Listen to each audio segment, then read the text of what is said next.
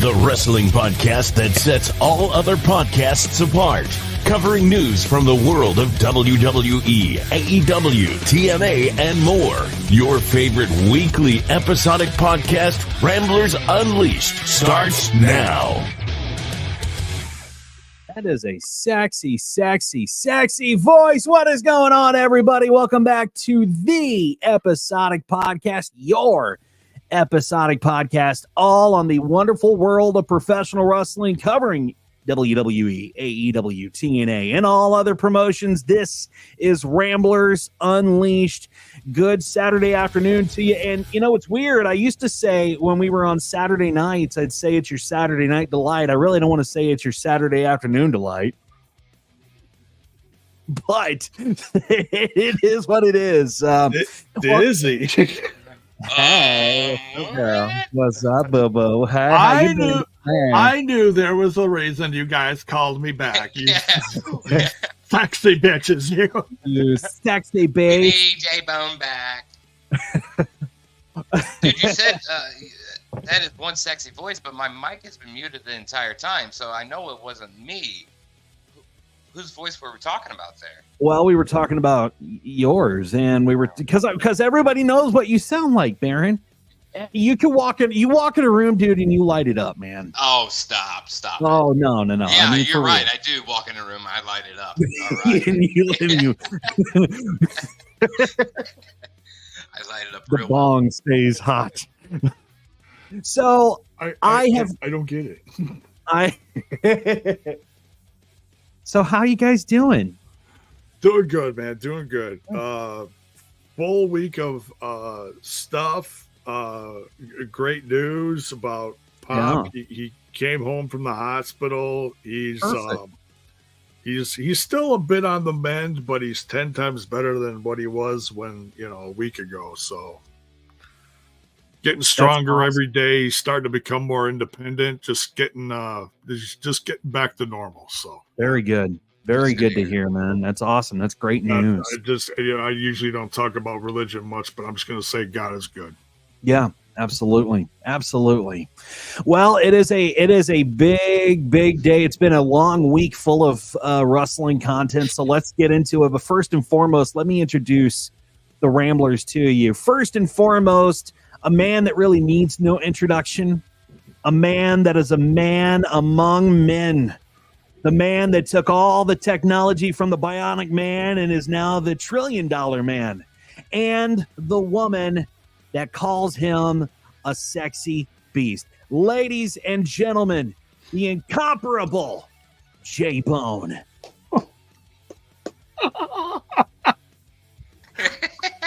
That's it. That's all. That's the best introduction you can have right there.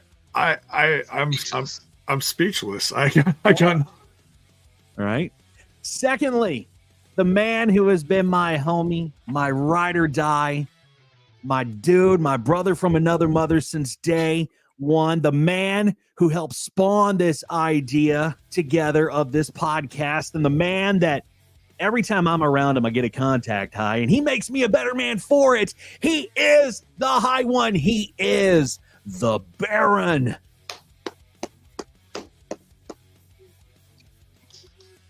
We love you, Baron. Golf claps. Yes. That was wonderful. Thank you, Dizzy. And you're welcome. And Max isn't here, so should I go ahead and introduce him, even though he's not here, even though he's with us in spirit? No. If he shows up later, you can be like, "Hey," and it's MaxiPad. It's douchebag. MaxiPad's here. MaxiPad. That's all right. I will save his intro for when he's here. He might, I don't know. He might be at work. Who knows? But working, yeah, if you want to call it that. But let's get down to it. Let's get down to brass tacks. It has been a hell of a week, gentlemen, full of wrestling content. We had the big WrestleMania kickoff press conference that set really, really high expectations of WrestleMania. With what I call the slap heard around the world. Ooh. And it was a slap.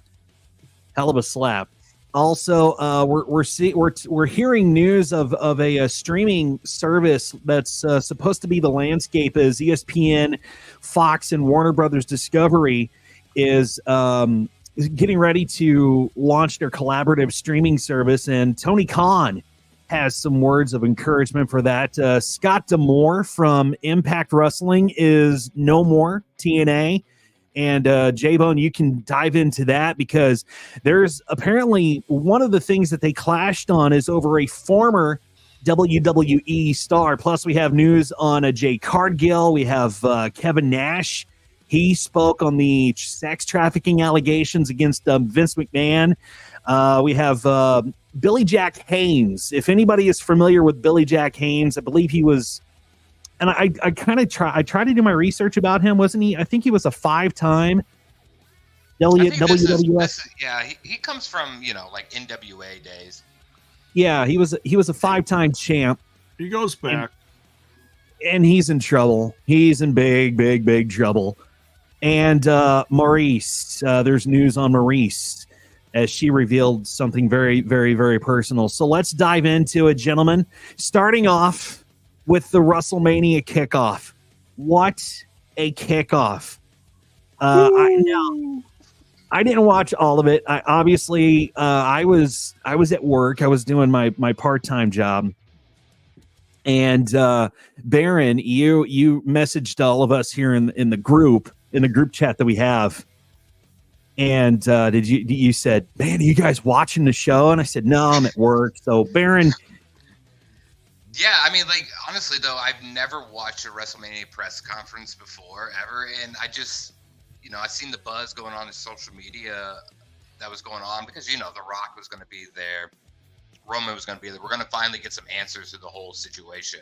And let me tell you, that was by far one of the best press conferences and maybe the only press conference I've ever seen. But you know what? It set the stage. It set the stage for what we can expect at WrestleMania. Not only at WrestleMania, but coming up for the Elimination Chamber. What are we going to see at the Elimination Chamber? So it was a really, really good turnout YouTube view-wise for the kickoff. And let's just talk about, I think you had Bailey, who came out, and I didn't watch all of it, but Bailey came out. Becky Lynch was also there. I know Bianca Belair was there because they're getting ready to push that big match at WrestleMania. But let's talk about what happened with Seth Rollins when he came out and was introducing Cody Rhodes, and out comes Roman Reigns. Roman Reigns came out and said that he chooses The Rock. Rock comes out to kind of a mixed reaction of between boos and cheers, right? And then Rock pulls up a graphic of the family tree, of the bloodline, if you will. Oh God! And it is an impressive. It's an impressive family tree. It really is, but he said that they are the only royal family in professional wrestling. And I got to thinking about it. I said, that's not true. That's not true. There have been a lot of other families who have helped build the WWE as we know it today. You have Flair, you have the Harts, you have the Von Erichs, you have the Rhodes. So it's for what they're trying to do, for what they're trying to push. It's good. It's a really, really, really good storyline. Is who is the royal family? Is it the Samoan family? Is it the family of Rock and Roman Reigns? And my God, you have everybody there. You have Solo, you have the Usos, you have Nia Jax, who's part of that family, that bloodline. So is it good that they're doing this, that they're bringing in the family aspect of this versus Cody Rhodes and all this? Yeah, Gentlemen, I kind of forgot how deep that the bloodline actually was. I mean, like, of course, there's a lot of names on that I don't personally know, and I'm sure the both of you. But like, that's deep, rich history in the wrestling business, and I totally see where The Rock was coming from with that, you know. But yeah, man, that family tree was large. Oh, it was big. It was big. J-Bone. I'll tell you what, man, that when he showed that graphic and it's just massive, you know, it's like the size of a movie screen, and it's this big tree with all the names. And it's like, yeah, it's impressive. But to me, for The Rock, given the situation and what he's doing, dude, that was just a bunch of dick slinging. That was just, he got on stage and he whipped it out and was like, "Yep, I'm here, man." It was a big dick party, and it was like, that's all it was.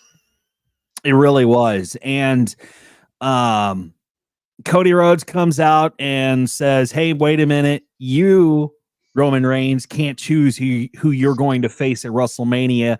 I won the Rumble, so I choose you, Roman, as the guy who I'm going to take on at WrestleMania." And The Rock intervenes and has his own words with Cody and basically says, you know, no. And then Cody and Roman have words, and Cody pretty much buries Dusty Rhodes. I can't remember the exact word that he used, but he buried he buried Dusty, and that pissed Cody off. And then Cody said something. He basically said that Cody and his father were insignificant. Yes, that's what he said. They were insignificant. And then Cody said if the high chief was still around, he would be ashamed of you to Roman. Yeah. And that I don't know how that set off The Rock, because it would be true, but The Rock comes forward and says, you know, he is my blood. If you insult my blood or his blood, you insult my blood, and my family is his family, and yada yada yada. And then it was the slap heard around the world. And honestly, it was kind of cool to see Seth Rollins come forward and try to get him involved in that too, because Cody was out there by himself, and I think that's why Seth stuck around. Yeah. But it was kind of neat to see Seth get in the middle of that. And you want to talk about the conversation that is had between, was it a shoot? Was it a work? A lot of friends of mine said, well, this is heel Rock. And I'm like, well, first and foremost, I don't know if he's a heel. I think he's a tweener. I think The Rock can come out and be whoever the hell he wants to be. And if he chooses he wants to be a heel, then he can be a heel, because if you watched it on Raw, he came out as a face, and there's the family tree that he unveiled. Look at that son of a bitch. I mean, that's huge. It's huge. But in the midst of the storytelling, there is no way, you know, you could label The Rock whatever you want, but there's no way that anybody's going to come across the story as being neutral or a face other than Cody Rhodes in this matter. Like, well, he is the baby face, you know. So I think they have to ultimately turn The Rock heel, per se. Yeah. And yeah, 100%. So that brings me to my next question. Was it a shoot or was it a work? Because this all sounds to me like it was a big, big work that really portrayed itself as a shoot. Jason. It was a work. This is what they wanted to do. And I think it was a little bit too real. Counter what the fans were. You know, obviously the fans wanted Cody versus Roman. We know that. So Triple H and The Rock probably got together and they were like, hey, look, let's just let's just ramp this up to 10 and just blow their minds, because that's exactly what it looked like. The Rock out there just being cocky, like he's a board member now, Yeah. and so he's out there with Roman, like, yeah, we're gonna put on a good show and all this stuff, and it's gonna be the best thing. That's why I said it was a bunch of dick slinging, and it was hilarious.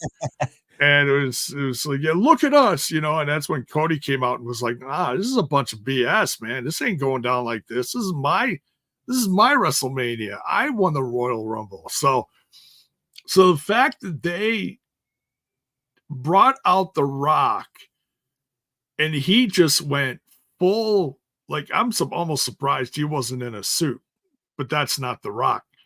Because, I mean, this was he was wearing all black, which says something. It's like, hey, if you're wearing all black, you ain't a baby face. Right.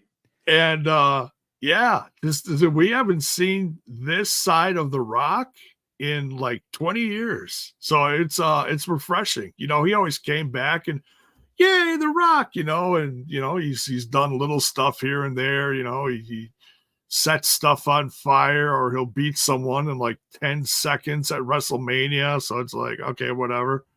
Yeah, we've always seen kind of a condensed version of The Rock, and honestly, I think that had a lot to do with what Vince McMahon wanted out of The Rock. He wanted The Rock to go out there and play the Hollywood star and be a condensed version of your former self. And it was, like you said, J-Bone, it was really refreshing to see that he went out there and he said, it doesn't matter what you think. That was like, whoa. He said, it was last night. Trips. Yeah. Trips was great last night. Oh yeah. On SmackDown, man. I watched the on-demand content of that, and yeah, he laid a perfect promo down, which basically said, yes, it will be Roman Reigns versus Cody Rhodes. Yeah. At WrestleMania. Yeah. I was so happy to hear that, because Cody deserves it. Cody deserves it. He worked his ass off for it. So he definitely needs to be in the WrestleMania picture. And a buddy of mine and I were talking, and we, before we even knew what Paul Levesque or Triple H was going to say, we had a couple of ideas. One was a fatal 4-way as the WrestleMania main event between Cody, Seth, The Rock, and Roman Reigns. I would have loved to see that. That would have been fantastic. But before people started taking sides, yeah, that would have been interesting. Yeah, definitely. But now Seth is going completely off. Seth stuff is going to be decided at the Elimination Chamber, which I'm fine with. That's proper, because he was basically out there because up until the press conference, we didn't know exactly which way Cody was going to go. I mean, the fans obviously wanted it one way, but I'll still say it, man. It's no matter what you think of Seth, no matter what you think of that title, Seth came up with some great points on Monday Night Raw, and then of course, Drew shows up and just, buries the whole conversation. So no, it's, once again, we didn't get an answer. So we had to wait till a press conference. So, yeah. Baron, your thoughts. What did you think was going to be the outcome of our main event at Mania? I mean, with all the social media buzz, it was going to have to become Roman versus Cody. There was no way the fans were going to allow it to happen. But to go back to the press conference, and like, we've all been watching wrestling for years. 20 plus years of watching wrestling, and there has been multiple things that got me invested into wrestling. And just in the last few years, wrestling to me is still I'm very passionate about it. But you always lose sight of what made you enjoy it the most. Like the storylines to me is everything. And I kind of fell off of that for a while. And at that press conference and with all the buzz, with even The Rock prior to the press conference, he was on Pat McAfee's, probably said his last name wrong, show. McAfee. And McAfee, there you go. And he cut a hell of a promo. Like he tore that promo apart. And it got me back invested into wrestling with everything that's happened. And the storytelling that's going on between all four of the guys.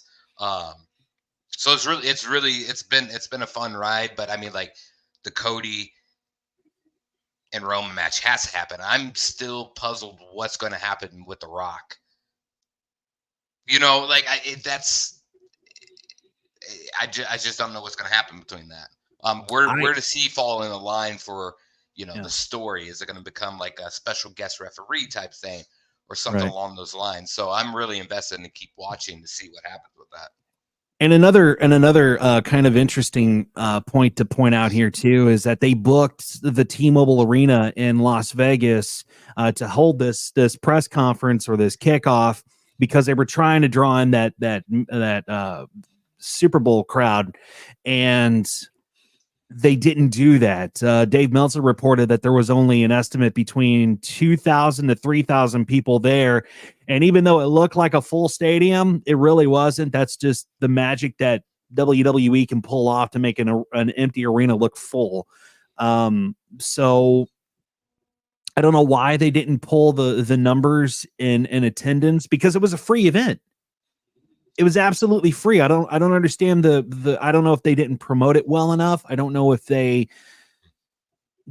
if nobody really wanted to go because they were so focused on the upcoming football game between the Chiefs and the 49ers. I don't know. I mean, yeah, being a free event, sure it's free, but not everybody lives in Vegas. You know what I'm saying? Like, yeah, but there's a lot of tourists. tourists. To fly to go there. That's pricey for something that's not an actual match. This is just sure. Typical conference between them. Sure. And Dave Meltzer's always pointing out the crowds and everything. Stop, Dave. Come on. But I think they were just trying to capitalize on all the people that are out of town, because there's a lot of people there. I mean, even though the big game is going to cost a ton of money to go to, there are people there. There are always visitors in Vegas. I mean, everybody's going to Vegas to gamble or do whatever they want.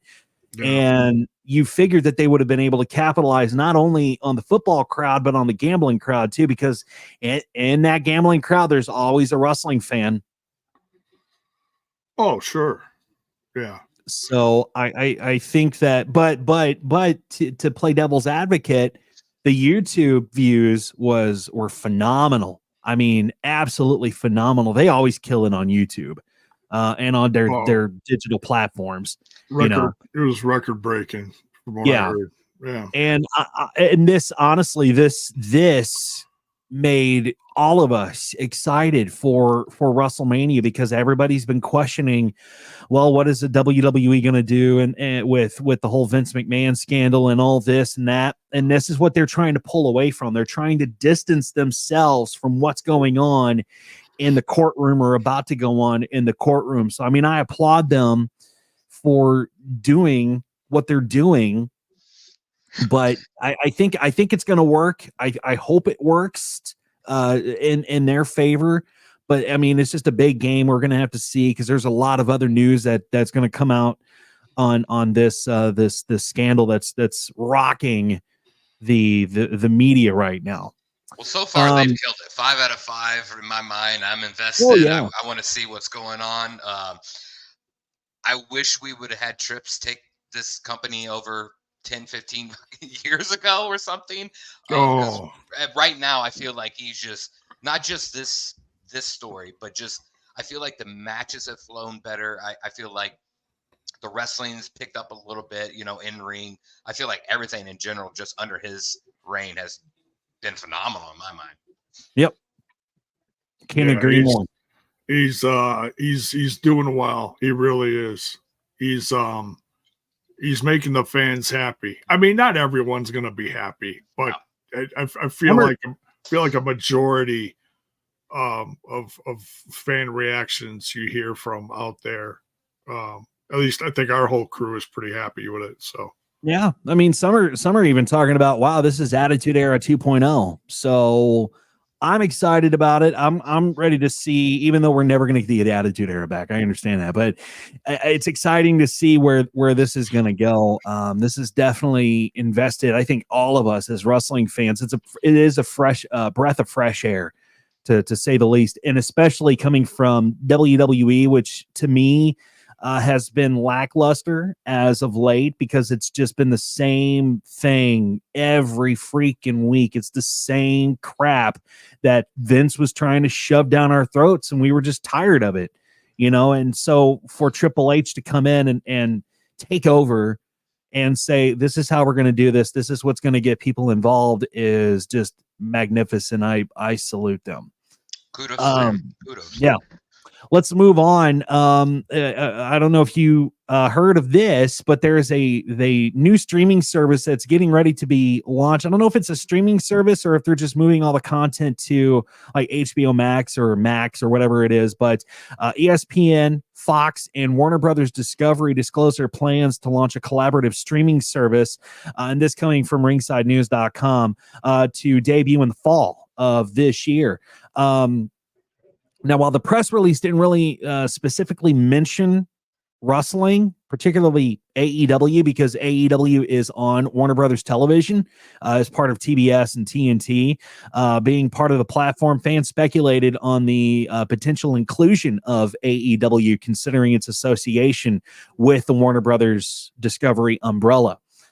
Tony Khan addressed the launch of the service during an interview on KNC Masterpiece, and he said it's something to keep an eye on.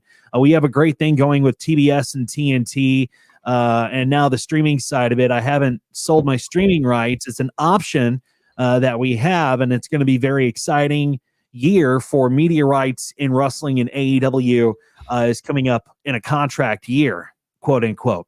So here's what I've been hearing. I've been hearing that they haven't drawn the numbers for AEW to even consider keeping them on TV, TNT or TBS. I've also heard that they were going to possibly move AEW to the Max streamer. That's not going to, I don't think it's going to happen unless this whole deal comes about and says, yes, we're going to include AEW. They're going to want to keep them overall.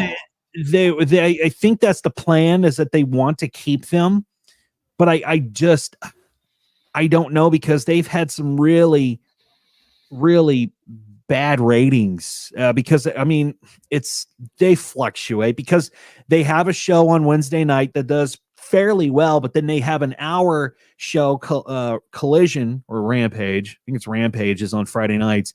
That is only an hour long, but it's on right after SmackDown, and you can tune into TNT and watch it after watching it on Fox.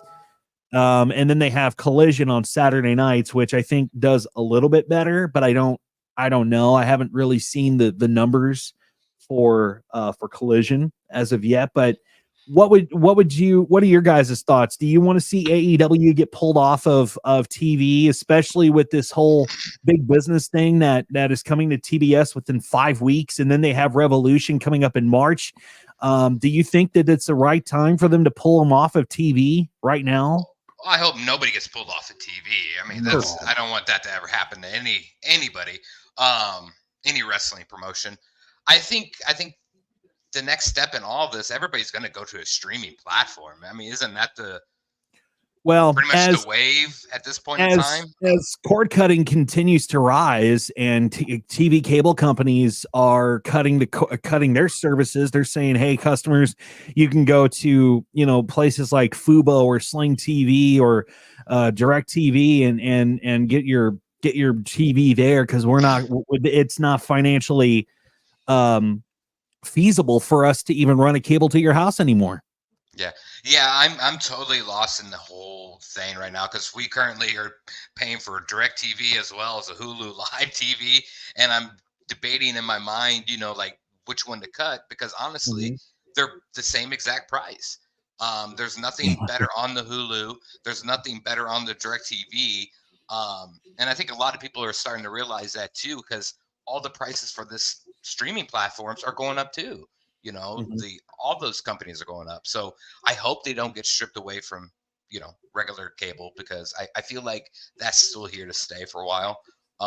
Because streaming platforms are getting very expensive. Yeah, absolutely. Jibbo.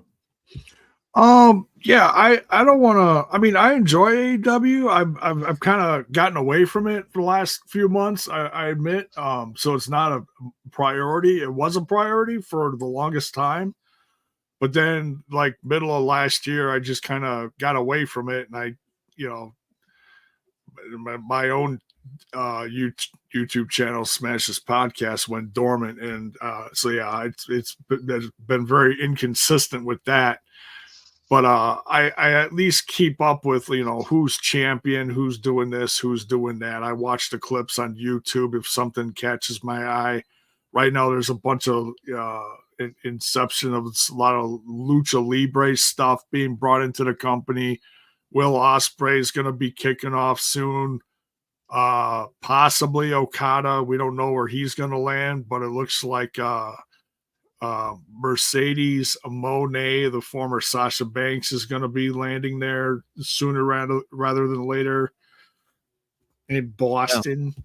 Yeah. Right. I think there's a lot of good stuff coming up this year for them. And is it gonna move that dial? I don't know. I hope it does for them because I don't want to see it go away. But yeah, they're gonna have to do something.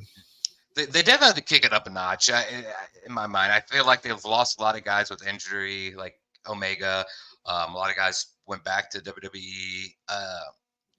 I just don't feel as invested, just like J-Bone said. I think just in the last few months, I've just kind of like, I went from a point where I was watching it each week to a point where, I'm watching recaps or something, Yeah. I tell you what, I saw I sort of throw this in here and then I'll conclude. I saw the clip of the Young Bucks coming out last night for Rampage in their blood-soaked white suits that they got done beating up Sting and Darby Allin from Dynamite. Man, that was a visual that Young Bucks is still one of my top 3 favorite tag teams right now, but they haven't been around much. And to see them come back full-blown corporate heel, wearing suits covered in blood, I'm like, all right, Jazzwares needs to get on the next Blood and Guts 2-pack for figgy collectors.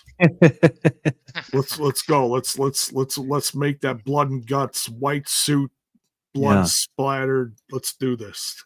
Yeah, exactly. It reminded me of the music video for Garth Brooks, the Red Strokes. But there you go. Speaking of Mercedes Moné, I found out something very, very interesting, and then we'll move on to the next piece. But apparently, she's been on the AEW payroll for a long time. I think since her TV debut. When was she on TV? She was on a pay-per-view, or was she on?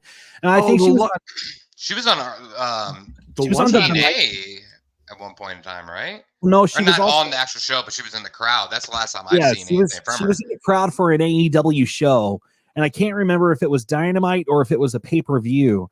But it was the one in London. Yes, Wembley.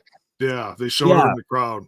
So she's been on the AEW payroll, and they're just sitting on her. Is she waiting for her contract to expire with New Japan, and then they're going to bring her in, or what? Why is she receiving money from AEW? Because technically, I don't know, and I don't know how this contract works, but most contracts say, hey, you can't do any work. You can't do anything for another company because technically you're still under contract with us. So for your non-compete contract to expire, you have to wait 6 months or whatever, and then you can go work for another company outside of our competitor, if you wish. I don't know what her deal was with New Japan, and I know she was kind of banged up. They did something similar a few years ago for Brian Cage, because Brian Cage was injured right as he was leaving TNA Impact at the time, and AEW scooped him up. They got him under contract immediately while he was injured and let him rehab and then debut several months later. So it doesn't surprise me, because we don't know the contract situation. We don't know how healthy she is. Right. She's made appearances, but maybe she just wasn't ready. And I suppose they wanted to set it up in her hometown, get that hometown pop, which is smart. That's good business. So it's probably just a matter of things falling into place, is my guess. I don't know everything about it, but that's what it looks like. Yeah. Baron, do you have any thoughts on that? No, not really. Other than it wouldn't be surprising if she was. Wouldn't be surprised if she was injured, because she's been injured quite a bit throughout her career. Sure. But it is very odd that they're still paying. They are paying her, and she hasn't really produced anything for her. But hey, right. That's the best way to make a paycheck, if you ask me. Well, the top paid. It was just revealed that the top paid wrestler in AEW is Chris Jericho. So we got to wonder what they're paying Mercedes Moné. And I know, there have been a lot of talks about her talking between, WWE and AEW. So I honestly, I hope that AEW gets her, because the women's division definitely needs to be shaken up a bit. I think the women's division in AEW is kind of lackluster, because we really don't know what they're doing with a lot of the people that they're trying to push. It's slowly coming together over the course of this last year. I think Toni Storm's a fun champion. She's got a fun gimmick. Soraya's still doing her thing. And now you have Deonna Purrazzo. Purrazzo just came in. Taya Valkyrie. They got a ton of talent. It's just a matter of featuring them. Yeah. The Deonna and Toni Storm feud is getting really good. They had a non-PG moment on TV. I don't know if you guys saw that. But it came down. Deonna came out to watch Toni Storm take on, I don't know who she was taking on. I forgot her name. But anyway, she watched a Toni Storm match. Afterwards, Toni Storm won, and Deonna went into the ring, and Toni Storm kind of, I don't know, sniffed her, if you will. Like, what? and Deonna was just did her thing, but it was a very, I don't know, it was very. Was it a sniff or a kiss? I thought it was a kiss. I thought she kissed. No, I thought it was a sniff. It looked like she was smelling her, and it makes it a bit more awkward. It may have looked like a kiss. It looked like a sniff to me when I watched it, because I watched it about 4 times trying to figure out what the hell she did. Because Deonna was like, "Whoa, hey." I gotta see this. Oh, sorry. Yeah, but and if you can bring it up, show it. I don't think I can do that, but okay. I'll at least. Yeah. Well, I don't want the stream to get taken down. Well, that's true. That's true. I'll see if I can find it. I'm not sure. Yeah, I'm looking at their active roster, and they have a pretty solid. And I have fallen off AEW. Don't get me wrong, but they have a pretty solid women's roster. They do. Willow is one of my favorite ones. I love Willow. Yeah, and Sky Blue is teaming up with Julia. What's her last? What is it? Hart. Yeah, Julia Hart. That's going to be good. I don't know, man. I'm just excited to see where WWE, I'm sorry, where AEW is going. I'm looking at this next piece of news because it does involve a woman talent in WWE, and of course, I'm talking about Jade Cargill. She's stirring excitement among fans for her return in the company, despite her impressive performance at the Royal Rumble match. Her main roster remains uncertain, kind of leaving fans asking where is she going to go. Well, PW Insider Elite indicated that WWE has taken notice of Cargill's talents, particularly applauding her performance in the commercial, and has because she did a Super Bowl ad with Aubrey Plaza apparently, and they're still trying to figure out, but it was revealed that Cargill will transition to SmackDown in the lead up to WrestleMania 40. There you go. So that'll be what show is Bianca Belair? What show is she on? I think she's on Raw. I believe she's on Raw. I'd really like to see those two face off at Mania. I would too. I believe. Just getting a little glimpse of that at Royal Rumble was really nice. Let me look up where she is.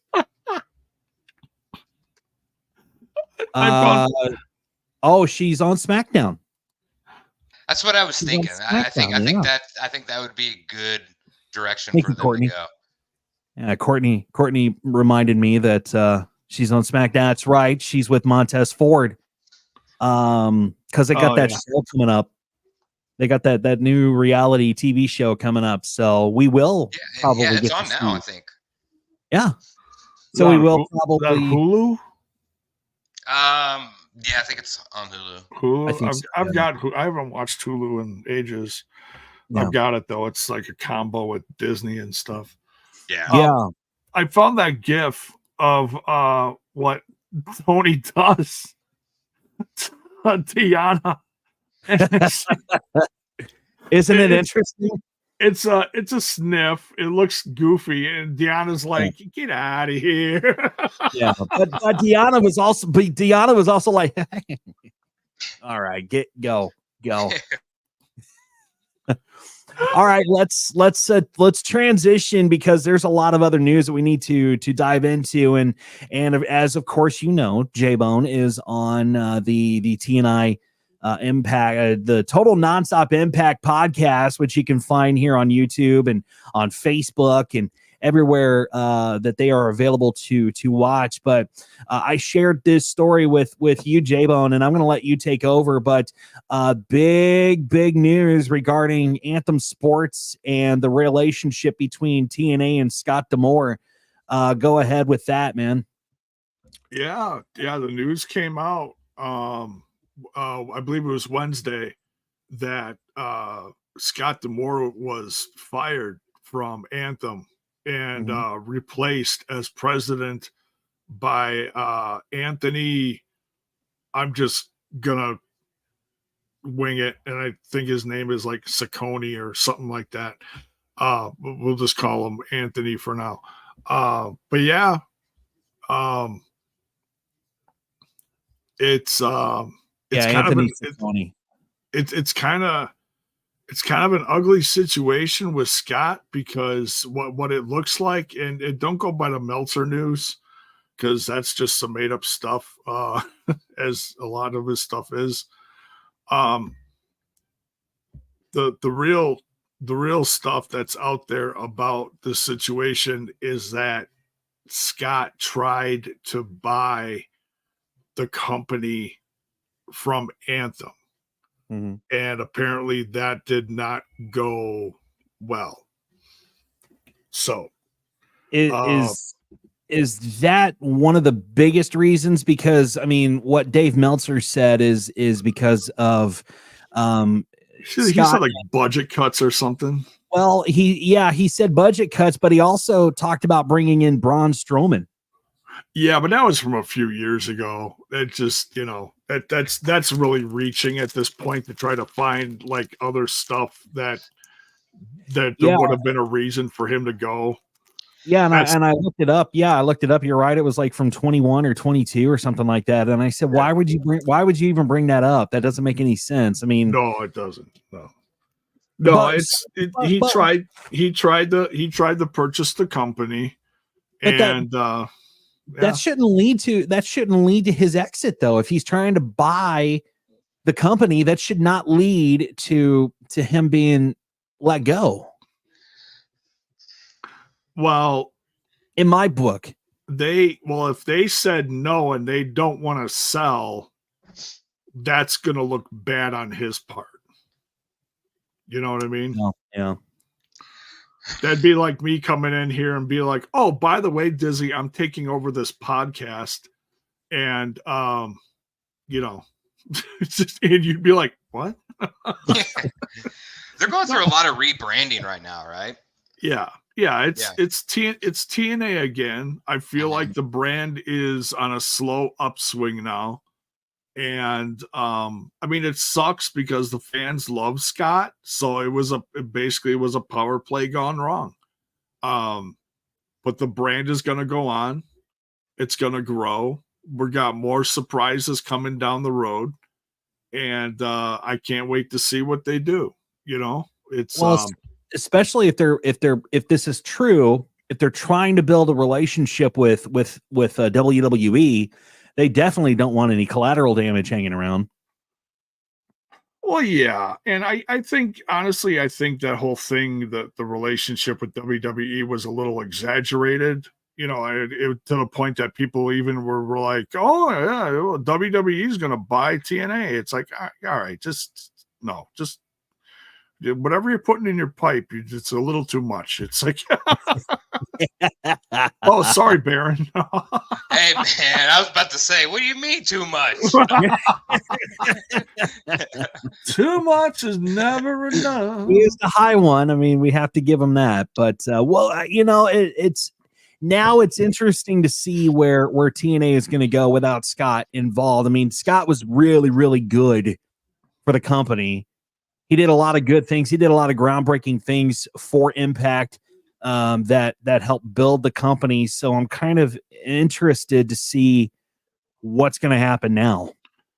I'm hoping. Here's what I'm hoping for, and I try to look at this from a business standpoint. I mean, I don't know exactly what this new guy Anthony is all going to do. He put it in the press release, and it all sounds great. Mm-hmm. I look at it like this guy Anthony is basically going to be the equivalent of what Nick Khan is for WWE. Nick Khan is the one that just brokered a $5 billion 10-year deal for Netflix for Raw. Mm-hmm. Okay, that's nothing to sneeze at. Mm-hmm. I'm hoping that this guy Anthony, okay, he's not going to do that for TNA, but I'm hoping that for a business standpoint, he can come in and he can do certain things. Like maybe he can figure out a different network for him. I mean, Access TV has been good for him. Right now, TNA's like the biggest thing on Access TV. It's a fun channel. It's a lot of classic rock music stuff, you know. It's perfect for someone my age to like fall asleep to in the middle of the night. You know, hey, what's it? Oh, it's a top 10 ballads of 1987. And I love watching Access TV because of that. Because of that. That is why I have the channel, because I love their programming. Oh yeah, and please don't take that as it's bad for me that I'm just old and I fall asleep to everything now. That's just me being an old bone. I fall asleep to wrestling all the time. I don't even watch half of what I should or what I used to. I feel that it's just it sucks growing old. You know, I need to take more vitamin B. But what were we talking about? Yeah, TNA.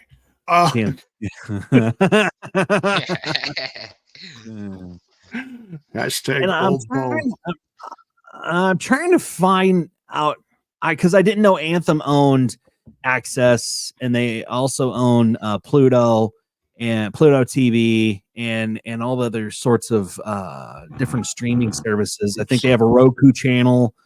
They have Zumo. They have Samsung TV Plus, as well as that's impressive, man.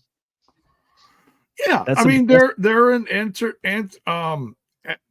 They're an entertainment. They're an entertainment industry. They're an entertainment Right. corporation. Conglomerate, right? Conglomerate, yeah.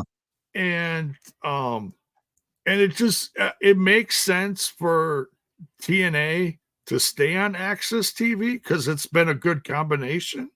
Yeah. But what they need to do for at least for the US side, like they got great viewing opportunities in for the zone and like worldwide stuff in Africa, you know, and streaming that way, and up in Canada, but they need to build Access TV nationally. Mm-hmm. They need to get it in more homes, or at least get it accessible for more homes. You know It what I needs mean? to be like it needs to be like what TBS is. They need to make it a basic cable package. Right. Yeah, right. Because right now I think it's on like everybody's like top. You got to have like the top tier. Not everybody has the top tier. Yeah. I mean, Access is under a certain package or under certain tier package that you have to subscribe to get that channel and then another slew of channels including that one. So it's I think I might just get it to fall asleep to some White Snakes and Scorpions or something, you know. Which, you know, honestly, I mean, Access is it's a cool channel because they do have those. I watched the thing about Great White, when they were in that club, the club disaster. Oh, the fire. Yeah, the fire, and they had a whole documentary about that, which was really cool. They also show a lot of different concerts as well. You know, I watched Alanis Morissette on Access TV Live. I watched the Eagles. I think I watched David Gilmour live. Charlie Daniels was on there. So it's a really, really interesting channel to see. Plus they have, you know, wrestling and all that. Alanis Morissette is? Really? Yeah. Hey, man. Hey. Isn't it ironic? Don't you think? I was about to say, isn't that ironic? A little too ironic. Yeah, I really do think. I'm sorry. I hate that picture. It's like rain on your wedding day. It's a free ride, J-Bone, when you've already paid. I had a relationship. So does she. That's why the whole jagged little pill is on Uncle Joey. It's about Uncle Joey. I had a relationship in the mid 90s, and every time I went over to my girlfriend's house, we'd all sit around, we'd get a little high. And she would pop this in every single time. So it's like every day for like a whole summer in like 1995. It's all a big blur except for her cranking this in her basement. And we're all just sitting around like the guys from like the 70s show in the basement, you know, just laughing. Instead of Zeppelin, it's Alanis Morissette. You ought to know, just playing in the background, passing a joint around.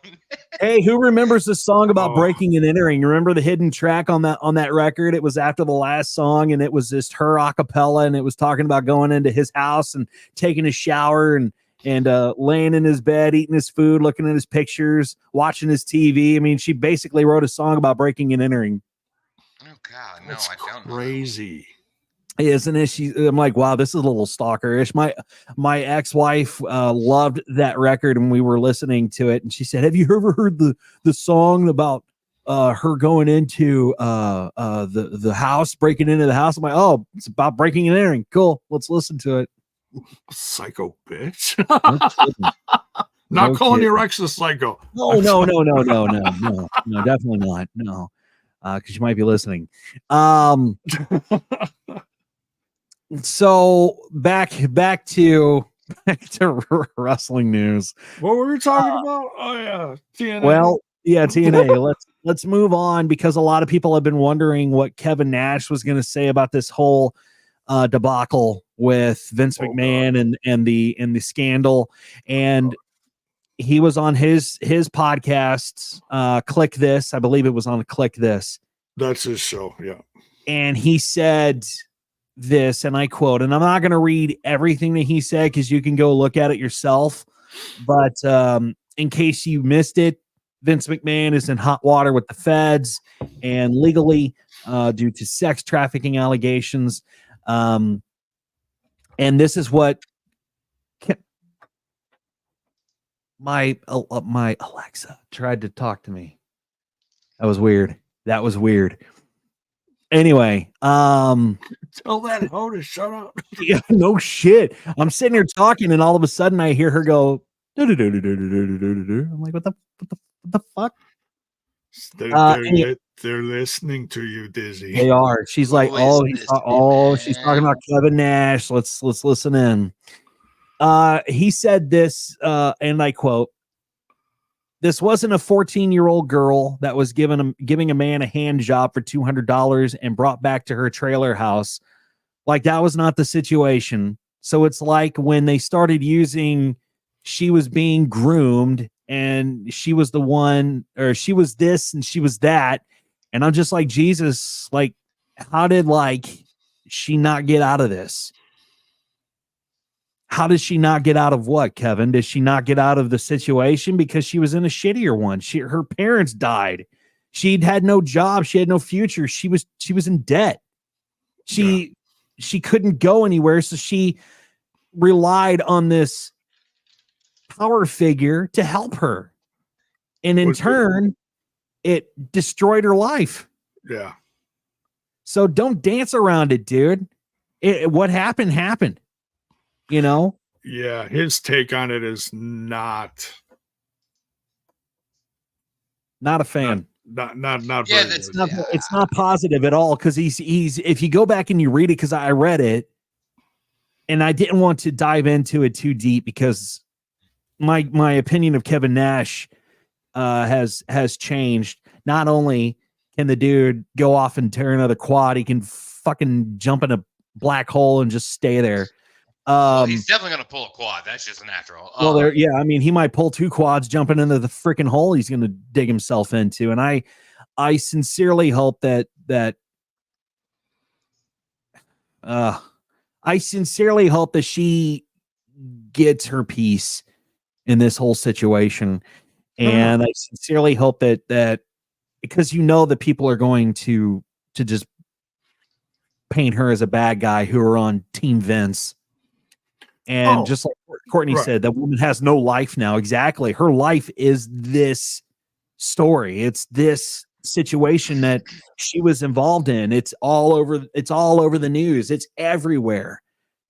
And for Kevin Nash to say this, that's bullshit. Yeah, it just doesn't look good. I look at it like this, and not counting everything, because we don't even know. Like I've said before, this is just the tip of the iceberg.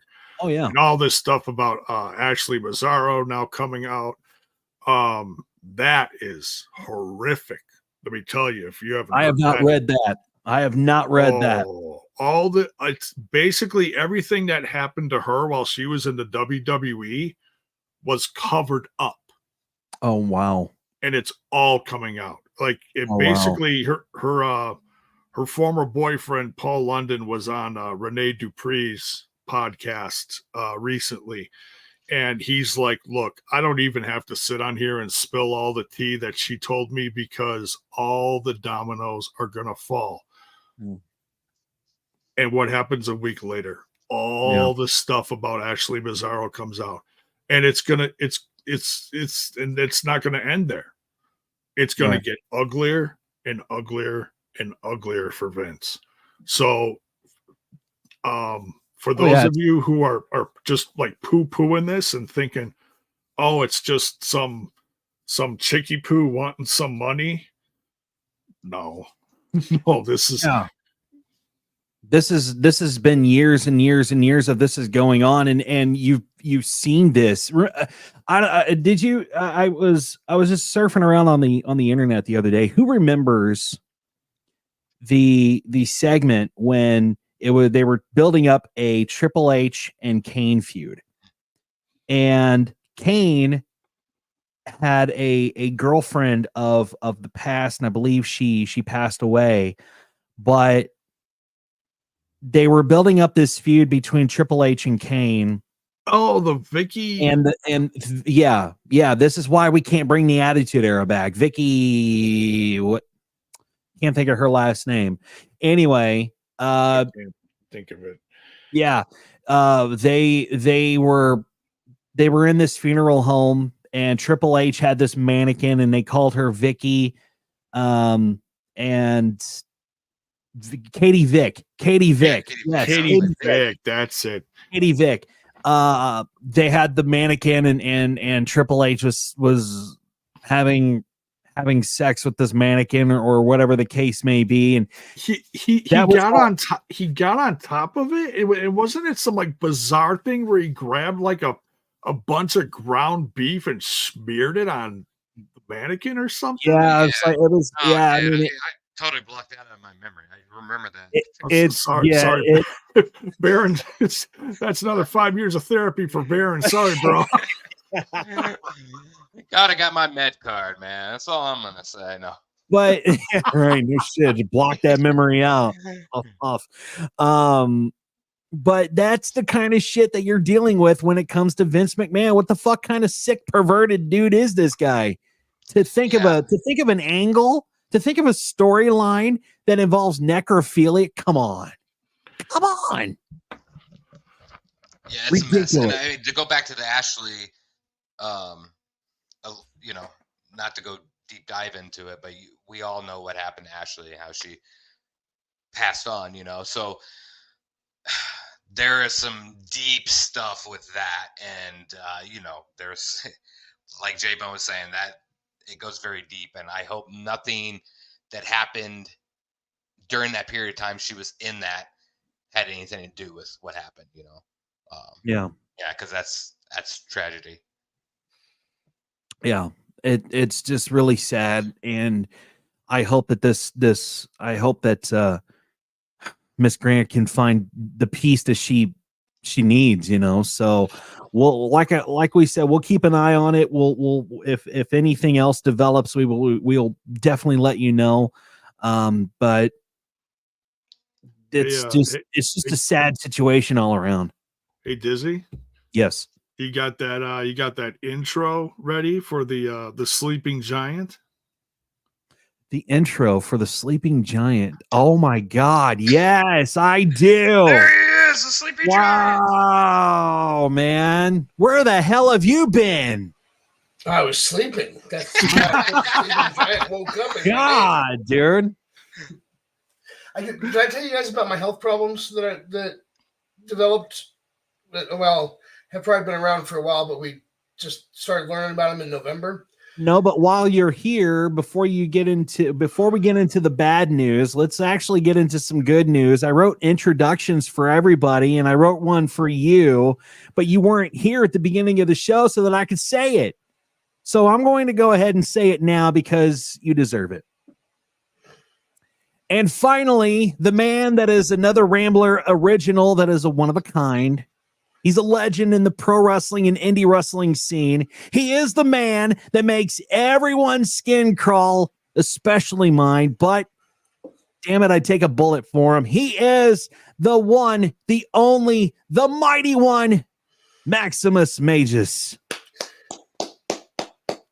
Thank you. And the problem is I'd probably be the one firing that bullet. Oh, jeez. Wow. I'm kidding. I don't even know. Do we need to talk after the show? Jeez, dude. I don't even own a gun. You guys don't have to worry about me shooting anybody. Good gravy. So back in November, I left one of my stores and went and got gas. For those that don't know, in the real world, I'm an on-site technician. And I was trying to figure out which store I needed to go to next. I have 10 stores. They're stretched out. northeast of the main town down here, down to like just due south. I had the heater on the car, hadn't slept well the night before, and I kind of dozed off. I mean, under those conditions, well, the local PD came and knocked on my window and woke me up, had me checked out, and I was told to, because of the blood pressure especially, and the fact that I was dozed off in my car, I should probably go get checked out by a doctor. So I did. Yeah. Doctor found my blood pressure was high and wanted me to go see a pulmonary specialist, where they decided I needed to do a sleep study to find out if I have sleep apnea. Mm-hmm. I went to do that sleep study, and apparently there was one point where I stopped breathing for like 90 seconds. So they ended up sending me to the ER for the rest of the night, and the whole next day and that following night. I have been on a machine at bedtime ever since. It has helped. I do sleep better at night. The problem is sometimes on the weekends, even when I do sleep pretty decently on the overnight, because there's so much inactivity right now on the weekends for me, I will sit down, I'll eat breakfast, and then I'll just pass out. It happens. In today's case, I happened to doze off, and I woke up and saw that it was almost 2:00 and was like, well, let me get up and get a couple things going so I can get on the air since the guys are probably waiting for me. So I ran outside real quick, came back, threw the laptop up into place, got into a fight with it, trying to log into it. And then I finally got it all taken care of, and here I am. And you also got a haircut too, which is great. I did. I meant to point that out when the new Ramblers Unleashed logo came in to Messenger, but I was like, you know what? I'm just going to wait until they see me on camera.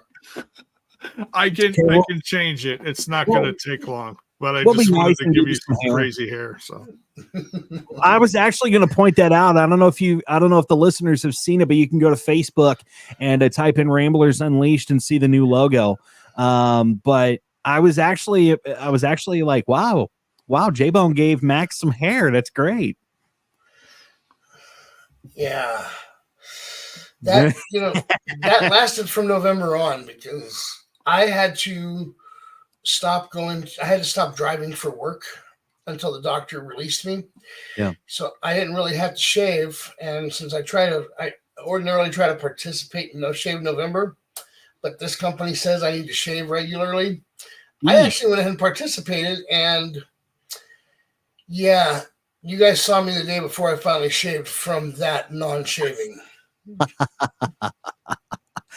look good, buddy. You look good. You look good, brother. You look good, man.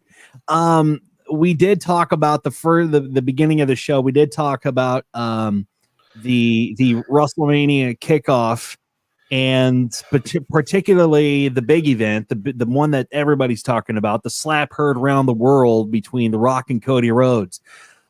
Max, real quick, your thoughts. Are you excited to see this new dawn of a new era for Raw now that it seems like everybody gives a shit? You know what? I want to read what I sent you guys after I finished watching the WrestleMania XL kickoff the other night. People should listen to me. Do you really think Daniel Bryan was put back into the main event because of the fan reaction to him getting pulled? No. He was never out of the main event. That was all part of the story intended to build the hype. Sit back, enjoy the story. The best stories are rooted in realism. The best stories have a little truth to them. This story just made the road to WrestleMania way more interesting. Yeah, right. I mean, it's like they took some gasoline. They said, you know what? This is the road to WrestleMania. So Triple H took a truck, opened the back end of that truck, and filled it with gasoline, and then said, you know what would make this way more interesting? And he struck a match and threw it down and lit it on fire. That's what's going on right now. And there's people trying to tell me that this is backpedaling on the part of the WWE, that this wasn't what was originally planned. Listen, you guys, like I said, if you think Daniel Bryan was out of that main event officially for a single second, you just don't have the patience to sit there and wait for a story to be told to you. Right. I think that the fact that there's some truth in wrestling, come on, what did The Rock say when he first came out? There is only one royal family in pro wrestling. And what does Cody's music start off with? There is only one, or there's more than one family, royal family. More than one family. Yeah. So if you think this isn't something that's been discussed in the past, how many royal families there are in pro wrestling, that adds a little to the fuel, a little fuel to the fire, a little bit of truth to the story. Which is why I said a buddy and I were talking about it. By the way, J-Bone, that's a fat pussy. That's Ozzy. Hi, Ozzy. It's Oswald Pawsborn. But I was talking about, I love that name, by the way. I was talking to a friend and I said, you know what would be really cool to see is if it was, I want to see a fatal four-way at WrestleMania, but it would be epic, absolutely epic if you had somebody from the Samoa family, from Cody Rhodes, and then if you bring in, if there were anybody on the active roster that would come in from the Hart Foundation or the Hart family besides Natalya, and maybe maybe Bobby Roode. You know, they bring back Bobby Roode. Why? When you have Brian Pillman's son there. Well, yeah, but Bobby Roode, come on. It's Mr. Perfect's son. I mean, that's not his son. That's not his son, Bobby Roode? You mean Curtis Axel? Curtis Axel's Mr. Fuck. Perfect. What did I? Oh, fuck. Who am I thinking of? He's been gone for quite some time, I think. Bobby Roode. Give me my damn stash back. I'm sick of you coming over stealing my stuff, okay? Who's his dad? I think you're trying to make a family relationship between Rick Rude and Robert Roode, and there's actually no relationship. That's what the fuck I'm thinking. Jesus Christ. Curtis fucking Axel, Bobby Roode. God damn it. I'm so fucking okay. You know what? Strike everything that I said off the record, please, Jason. Strike it off the record. Yeah, I know you usually do. Anyway, I blame you, Max. Robert Roode is retired. He is a producer for WWE now. Okay. Oh, I didn't know that. He was out with an injury for a while. Part of the show. You guys have fun. He broke his neck. Jesus Christ. Well, I've been a great addition to the fucking show. You guys have fun. Jesus Christ. You know, since you blame me, that only leaves one thing for you to say. All right, so what we want... I can't say it, Max. I can't say it. And I won't. What we want Disney to do now is look up the family tree for the Rick Rude from the 80s. Yeah. I need to do that. I'm going to do that right now. Damn it. I'm sorry, bro. It's not going to be as majestic as it's not. As The Rock's when he came out. But still, I mean, if they had but still, I mean, the family thing, the family fight, if you will, with the Hearts and with. Maybe we should replace Dizzy with Courtney because she seems to know what she's talking about. Yeah. Dizzy mentioned the Hart family and she mentioned David Hart Smith. Yeah. Courtney, you can take my seat. Just saying, Courtney can have my seat. She'd be like, oh my God. Yeah. So Courtney, if you want my seat, it's up for grabs. Have we heard about Billy Jack Haynes yet? No. Please fill me in because I saw a headline, but I have no clue what's up with him. All right. So real quick, before we get into the current story, some of you may have heard years ago that Billy Jack Haynes was a big witness or claimed to be a big witness in a murder back in 1978, boys tied to train tracks or something like that. Well, now the tables have turned and he is no longer a witness this time. Dizzy? Yeah.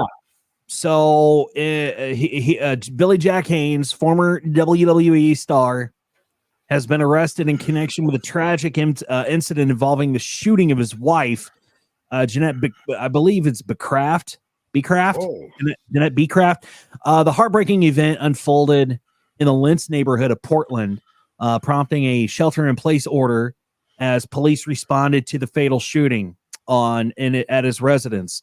Upon arrival, Law enforcement encountered a non-cooperative individual believed to be armed inside the residence. Following negotiations, a tactical team successfully persuaded the individual to surrender, leading to his apprehension. Tragically, Jeanette was discovered deceased within the home, initiating a thorough police investigation. So the medical examiner confirmed her cause of death was a homicide due to a gunshot wound. And Sergeant Kevin Allen said Billy Jack remains in custody and is anticipated to face charges for the murder of his wife. They said, quote, he said, quote, I can confirm that the individual we detained last night remains in police custody this morning. He's not been booked into jail or charged with a crime yet. So we are refraining from releasing his name at the time. But he said, I'm in connection with detectives, and we will update the news release as soon as there's a development to report. So this is weird. I used to love her, but I had to kill her. Oh, sorry. Which is weird. I'll see myself. Max, where'd he go? He saw himself out for what he thought was a bad joke. I thought it was funny. Well, shit, if anybody's going to see themselves out, should be me. J-Bone, come back. We miss you, man. I just have one question. Do you think we're going to see the glove not a fit? Because if the glove don't fit, you must have quit, right? So if there's a glove involved, I would assume. I don't know. Yeah, this is weird. So what does this have to do with the train tracks incident, Max? Because when you Google Billy Jack Haynes to look him up to find out there's actually a story going on up there, the first thing that pops up is 1978 with the boys on the tracks. It's like, wait a minute. Why is this the first news story to come up? I still haven't found the connection other than Billy Jack Haynes, but it's like this man went from a witness of what he's claimed was murder to being a murderer himself. How many years later? 47 years. And I read the report on that you sent over to us in a group chat, and he actually called the family. Right? He called the family. Did he not, to say that he found this person who was dead at the train tracks or whatever? I mean, the man's weird, but yeah, he waited 31 years to tell people that he saw this. So weird. It's such a weird story. I mean, yeah, this is the first time I've actually ever heard this guy's name. I'm gonna be honest with you. I wasn't too sure, and I started reading up about him, and I was reading just like Max was talking about, the train track, and I'm just like, what in the hell is going on? Haynes says he sobered up a few years ago. Yeah. Okay, I think we found a problem here. Sobered up a few years ago, and now in 2024, we have him in jail for, Yeah. I'm not sure he was sobered today. I'm kind of intrigued. I think I want to hear more on the boys on the track story. Yeah, I think I do too. I wonder. Let me go to this this news article that you sent us, Max.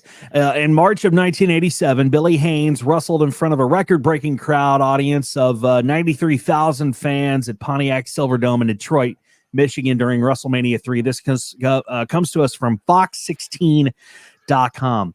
It goes on to say that same year, 900 miles away, teenagers Kevin Ives and Don Henry were brutally killed in Alexander, Arkansas. Eventually, the case ran cold. Today, 31 years later, Billy Jack Haynes, whose real name is William Albert Haynes, claims he witnessed their deaths, a double homicide. The big question, why should investigators believe Haynes? And why now? The unsolved crime has been given the label The Boys on the Track. For 3 decades, people in Saline County and well beyond have tossed around theories, shared ideas, and spread rumors about who was responsible for the deaths of the teens on August 23rd, 1987. No one has ever been arrested in the case. Victim Kevin Ives' mother is holding on to Haynes' claims as the key to solving who killed her 17-year-old son and 16-year-old Don Henry. Haynes says he sobered up a few years ago and reached out to Larry and Linda Ives. After years of the guilt, the trio connected with private investigator Keith Rosenval, I believe that's how you pronounce his name, and Haynes spilled his side of the case of the story on a YouTube video designed to raise money for the investigation. He said, "I come with no hidden voice. I come to you straight face to face because this is reality, man." That's what Haynes said. He said, "I don't hide nothing."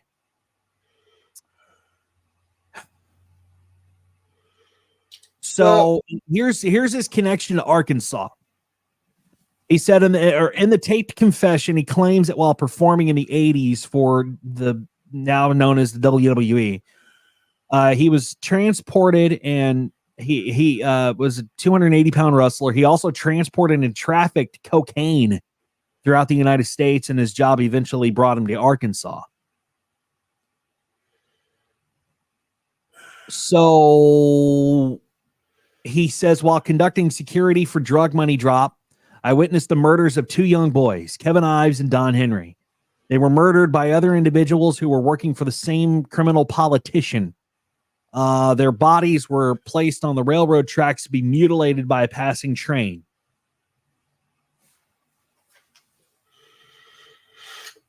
They were only covered from the waist down by a tarp.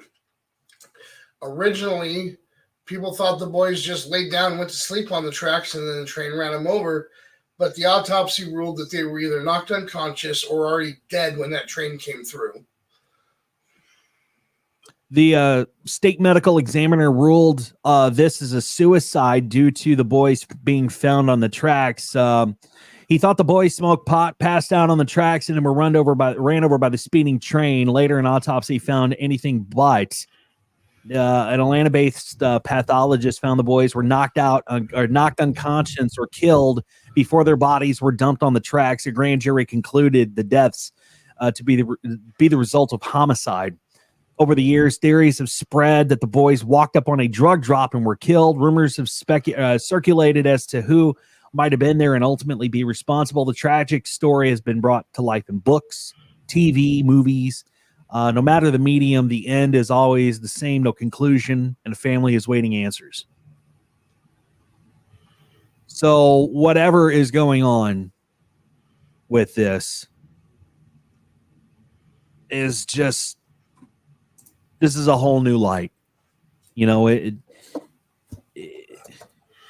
I don't know what to make of this. I really don't. I just know that a man has killed his wife, and now there's this other story circulating that involves Billy Jack Haynes with these two boys. That happened in the 80s. I don't know. Well,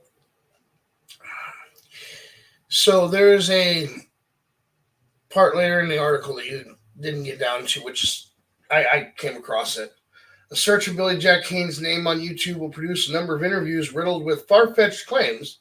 Haynes has said he considered killing WWE promoter Vince McMahon, believed McMahon fathered the child of a now-deceased wrestler, and claims Steve Austin is ultimately responsible for the death of wrestling legend Roddy Piper. Now, in all fairness, it is very possible that McMahon fathered several children of multiple now-deceased wrestlers. I mean, considering the stories coming out about the man right now. So the question is, do we just consider this another far-fetched claim of Billy Jack Haynes, or... Well, we already know he's a violent man. True. So who's to say that he didn't do it? You know? Now, the other thing is, if you look at this from the right perspective, considering that he's basically saying that a high-profile criminal politician is involved, there's always the possibility that this was a frame job to get him to shut up about the boys on the tracks. Could be. Yeah. We'll just have to wait and see what happens. What other details of this comes to light, if that is even involved in it. I don't know. One way or another, if Billy is lying about this, he will be. It will come to the truth. It will definitely come to the truth. So we'll have to see and wait with bated breath to see what else comes of this. One more story that I have here before we ultimately wrap things up. Maurice is in the news.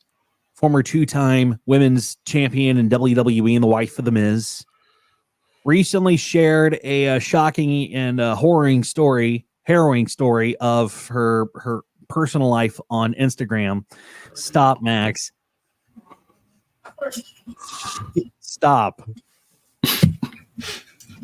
I'm not the one that said whoring. What's he doing? God. Is he eating? Max being Max. Is he eating while we're live? Oh, okay. No, I have no food with me today. One of us, I'm not naming names, Dizzy, is telling a story about Maurice, and he pronounced the word whoring instead of harrowing. Oh, God. Well, that's the end of me. I'll see you. Okay, who are we talking about? We're talking about Maurice. J-Bone, I'm going to give you this story. I'm going to put it in the chat here, and you can read it if you like. Because I've dug myself a hole way too deep. You get no, man. Nope, go ahead, read it. Nope, go ahead, read it. Go ahead, read it.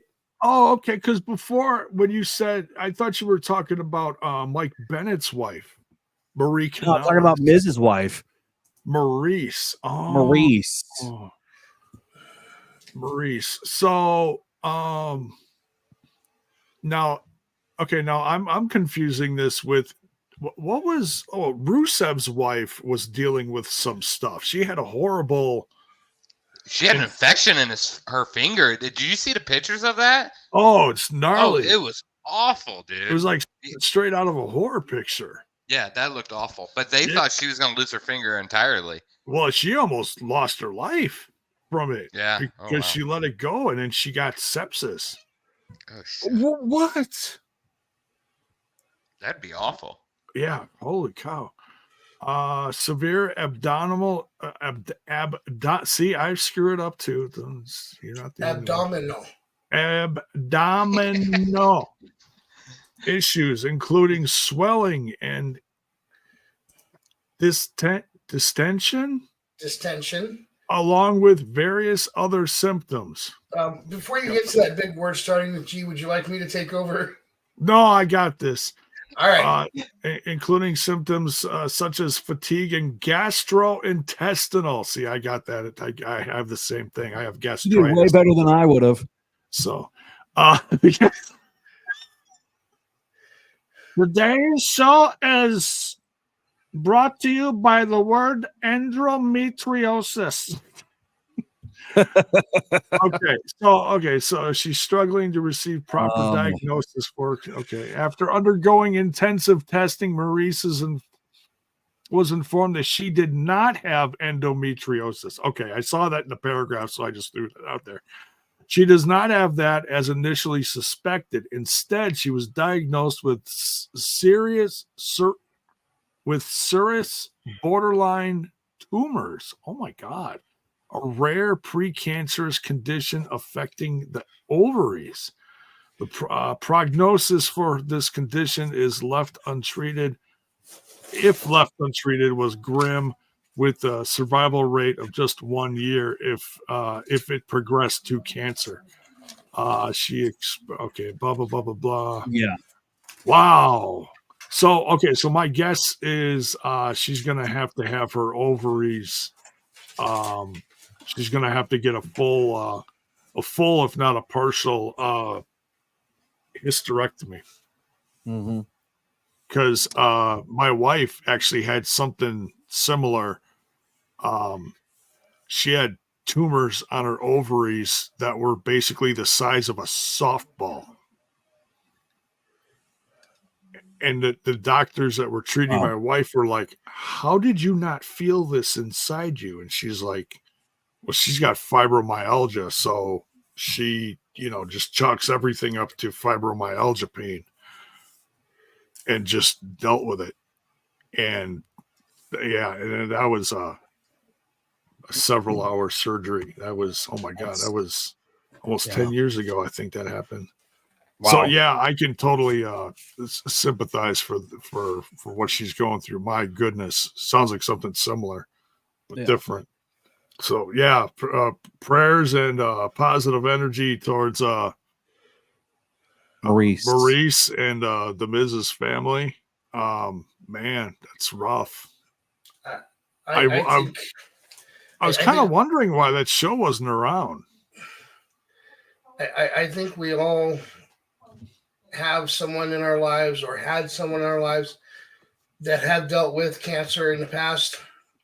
And I'll tell you right now, if you haven't, you probably will, or you probably haven't, you just didn't know about it. And I can tell you from personal experience, that news hits like a ton of bricks. It really does. Yeah, it does. No. So our thoughts are definitely with Ms. and Maurice. Yeah. Diz, you can come back. It's okay. Can I? Yeah. He's so scared of me. Okay. I'm back. Hi. Just take that hat off, would you? I'm kidding. No, I can't. I can't. I'm just messing with you. All right. Well, who's watching the big game? I'll be there watching it. Disney hates Max. You two, just hug and kiss. Make up, you two. I am strictly watching it for the halftime performance of Usher. Not. Did you hear? So did you hear that Usher is going to be skating during the halftime show? What?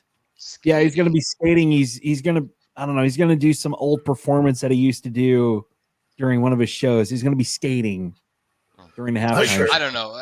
Bring back Usher. Snoop Dogg and Dr. Dre because that was the best halftime show I've No. ever seen. Prince. Well, Prince. Okay, you can't bring really back bring Prince back. Well, no, you can't. I mean, you could, but we haven't found a witchcraft doctor yet. So Prince was great. One of my favorites from my youth actually was Michael Jackson when he did. And it's funny, when Michael Jackson actually did halftime, I was working at a restaurant at the time. I was a teenager, and it was during the Super Bowl, and I said something goofy like, yeah, watch, they're going to have someone like Michael Jackson for the halftime show. And I'm doing stuff in the back. I'm doing dishes. I'm taking care of glasses and whatnot. And all of a sudden, through the bar, I hear like Billie Jean or something, whatever he performed. And I peeked my head through the window to see from the glass room where all the soda is and all the glasses are and everything. Yeah. And I peeked through to the bar area, and on the big screen TV, sure as shit, there's Michael Jackson dancing. And I'm like, oh my God, I called it. I didn't even know. That's crazy. Great show, though. Yeah, there's been some stinkers over the years. There really has. What is this? Oh my God. So, Max, you shared the story. Do you want to go ahead and talk about this in our private chat? You guys are over here talking about Usher and all these other performances from Super Bowls past, when the real story this year is that SpongeBob SquarePants gets to recreate his sweet victory performance before the game. It's a sweet, sweet, sweet victory. Yeah. Wow. And because of the two teams involved in the game, once SpongeBob is done, I can change the channel. Well, I'm excited to see that. That would be good. Okay, but so I'm it's on Nickelodeon. But don't it's know. still pre-game. Yeah, I guess.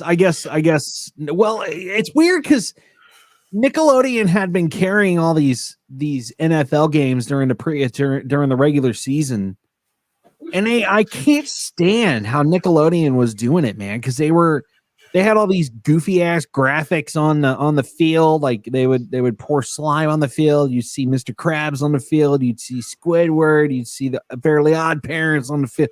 You'd see all these Nickelodeon characters on the field.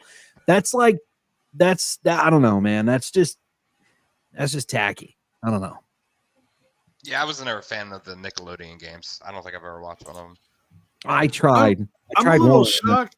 I'll tell you what, I'm a little shocked. I'm not up on all the pop music out there, but I'm a little surprised that Taylor Swift ain't performing. Wouldn't that be some shit? That's what I was saying to somebody at work the other day. I was like, why didn't they just get Taylor Swift to perform? Because she's on her Eras tour. She's in Tokyo. She's in Tokyo she's gonna be tonight. at the Super Bowl. I mean, it's I don't know, because it's a 13-hour flight back. So and if her and the time difference and all that. So there was even a rumor that Donna Kelsey didn't even know she was going to be able to sit in the one of the private boxes at Allegiant Stadium, because those boxes go for like $1 million. Yeah, they're expensive. The fact that you know where she is right now, Dizzy, is kind of wow. Oh no, I didn't know she was in Tokyo, Dizzy. Hold on, because it's been made a big deal of all over mainstream media, and he works for a country station, so of course he's seen more of it than the rest of us have. But the speculation has been all over mainstream media. Is she gonna make it back from Japan in time for the game? We don't know. I think she probably will. I think we'll see her at the game tomorrow. Well, I think she will. I think you guys will see her at the game because I'll be playing Zelda. We playing Zelda. I think it'll be a good game. I don't really care who wins. Yes, Zelda is a good game. Agent said, "What is in that box for $1.8 million?" Well, I mean, her son hot is dog and one free beer is what you get. Yeah. And to watch her son play the Super Bowl. No, hot dog and a handshake. Yeah, I was gonna say the hot dog and a free beer is more than some indie wrestlers make, because they only get a hot dog and a handshake. Yeah, you're brave. Pay for the beer. But maybe some shrimp scampi, maybe something fettuccine Alfredo, something. I don't know. Well, who are we all predicting? Just who you got, Dizzy? Super Bowl. James Kingdom. I don't even need to ask you. The Big Chief. Max, who you got? Nobody. Well, as a fan of the orange and blue, I clearly cannot root for the Chiefs. So, especially because we've got Dizzy on the show, I'm going to go Niners. Okay. J-Bone, who you got? I really don't want to root for the Niners, but the Packers are in the NFC, and Niners beat Detroit, who I was actually rooting for. Would have been nice, but didn't happen. But yeah, I guess I'll root for the 49ers. But I have heard that who's the quarterback for the Chiefs? Patrick Mahomes. Yeah, he's built. Yeah, that whole team is becoming quite the franchise. Oh yeah, he's your not as good next Tom Brady. Simple as that. He's not as good as Tom Brady, but he's going to be that guy you see in the Super Bowl. Yeah, because Patrick doesn't cheat. Patrick doesn't cheat. Well, they that whole court case went to sham because they found nothing. Yeah, I got the Chiefs too because I can't have the 49ers win. I can't have 49ers win. Fuck the 49ers. Nope. Can't have them win. Mahomes' dad was arrested in Texas 4 days ago. I saw that. And did you know that he's going to be at the Super Bowl? He was arrested on DWI in Texas, and the judge is allowing him to go to the Super Bowl. Who? Patrick Mahomes' dad, Patrick Mahomes Sr. Oh, that's going to look good. Well, he's been arrested quite a few times. Yeah, this really? Yeah, more than this is once. with the law, and I find it very, very amusing and very suspicious that he just got a DWI weeks before the Super Bowl, weeks before his son is playing in the Super Bowl. What a way to throw attention to you. Are you taking off? Pretty much. That whole entire family's like that, though. Like Patrick Mahomes' wife, his brother, they like the limelight. Hello.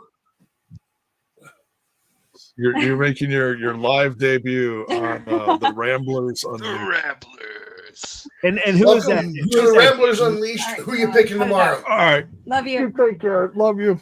And who is that? Who is that? J-Bone is Tracy's daughter. Okay. That's our daughter. And who she got in the game tomorrow? Oh, who you got in the game tomorrow, Cassie? Huh? Who you got in the game tomorrow? Are you watching it? I don't even know who's playing. Chiefs 49ers. Okay, go ahead. It's okay. Say the Cowboys, and You get a pass. You get a pass. We love you. Bye-bye. She will, and if she ever makes another appearance on this show, she will go forth as K-Dog. K-Dog. K-Dog? Does her name start with a K?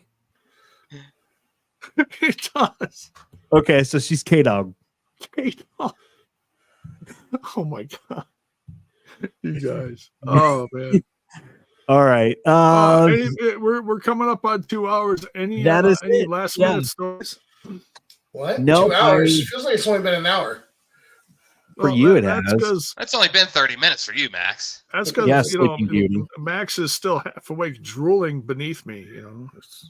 It's okay. We love you. We're happy you showed up. All right, I think that's going to wrap it up. How can everybody follow you, J-Bone? You have yours on the screen, but go ahead and say it. Yeah, you can follow me on the Twitter box at